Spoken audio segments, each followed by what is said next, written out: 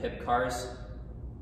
This is a good movement to start your warm-up with, get some blood flow into the joints here.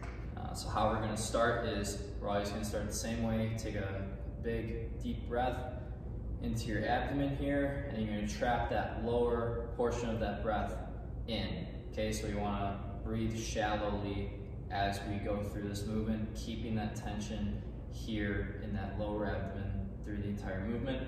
You're also going to want to have something to put your hand on to support you, because these are pretty difficult for your balance, and we want to make sure we're not compensating in other areas and other joints as much as possible. So we need to find a stable base to help ourselves balance with.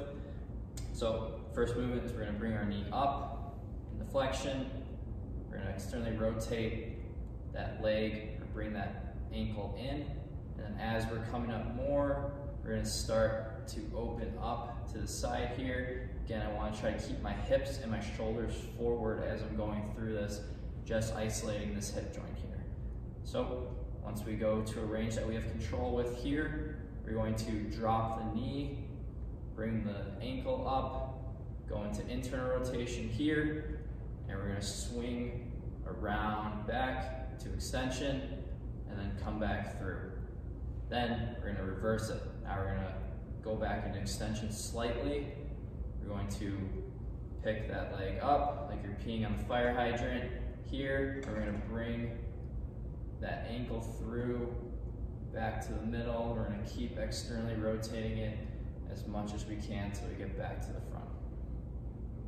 Okay, so it's important that while we're externally rotating and internally rotating through this motion, that we're trying to squeeze as much of that rotation out of the hip as we can. Okay, so you should feel some tension. You might even get some cramps while doing this. Okay, it's important that we try to challenge ourselves with this movement, but we also want it to be somewhat fluid.